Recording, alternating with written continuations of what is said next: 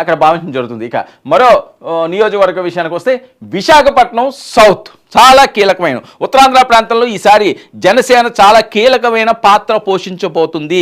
అందులో భాగంగా విజయనగరం అవనియండి, విశాఖపట్నం అవనియండి, శ్రీకాకుళం అవనియండి. సో 3 జిల్లాలే కాకుండా ఉభయ గోదావరి జిల్లాలు, తూర్పు గోదావరి జిల్లా, పశ్చిమ గోదావరి జిల్లా, ఈ 2 జిల్లాల్లో కూడా జనసేన ప్రభావం చాలా ఎక్కువగా ఉంటుంది. కాబట్టి ఇక్కడ ఆచి తూచి సామాజిక వర్గాల సమీకరణతో టిక్కెట్లు కేటాయించాల్సిన అవసరం ఉంది.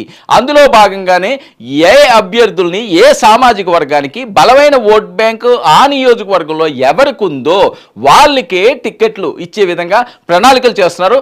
అందులో భాగంగా విశాఖపట్నం సౌత్ వంశీకృష్ణ యాదవ్ కులానికి సంబంధించిన వంశీకృష్ణ, ఈయన ఎవరో కాదు, వైఎస్ఆర్సీపీ ఎమ్మెల్సీ, మొన్నటి వరకు కూడా వైఎస్ఆర్సీపీ ఎమ్మెల్సీగా ఉన్న ఆయన జనసేన తీర్థం పుచ్చుకోవడం జరిగింది.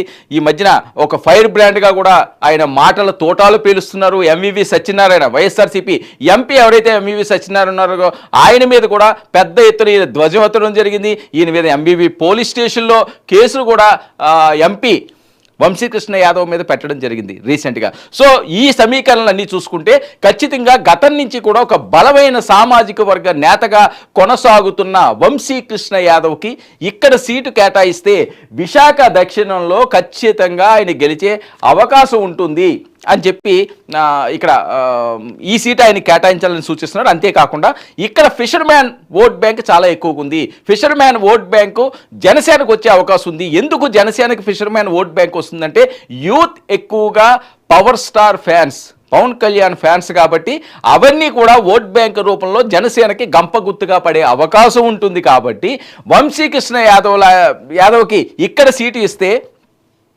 యాదవ్ ఓటింగ్ కూడా ఇక్కడికి వచ్చే అవకాశం ఉంటుంది. సో ఆ ఓటింగ్ ఈ ఓటింగ్ మిగతా ఓటింగ్స్ తోటి అలాగే టీడీపీ ఓట్ ట్రాన్స్ఫర్ అనే అంశం కూడా ఒక ప్లస్ పాయింట్. కాబట్టి ఖచ్చితంగా విశాఖ దక్షిణ నుంచి ఈయన గెలిచే అవకాశం అయితే కల్పిస్తుంది. ప్రస్తుతానికి విశాఖ దక్షిణ నుంచి మనం చూస్తే వాసుపల్లి గణేష్ కుమార్ అక్కడ టీడీపీ ఎమ్మెల్యేగా గెలిచి ఆయన వైసీపీలో ఇప్పుడు కొనసాగుతున్న నేపథ్యం. గతంలో ద్రోణంరాజు శ్రీనివాసు ఆయన కూడా ఇక్కడి నుంచి కాంగ్రెస్ పార్టీ నుంచి గెలిచిన సందర్భం. సో ఈ మొత్తం ఈక్వేషన్స్ చూసుకుంటే ఖచ్చితంగా విశాఖ దక్షిణంలో వంశీకృష్ణ యాదవ్కి ప్లస్ పాయింట్లు ఎక్కువ ఉన్నాయి కాబట్టి గెలిచే ఛాన్స్ ఉంటుంది. అందుకని ఈ ప్రాంతం నుంచి ఈయన అభ్యర్థిగా కొనసాగించాలని చెప్పి పవన్ కళ్యాణ్ గారు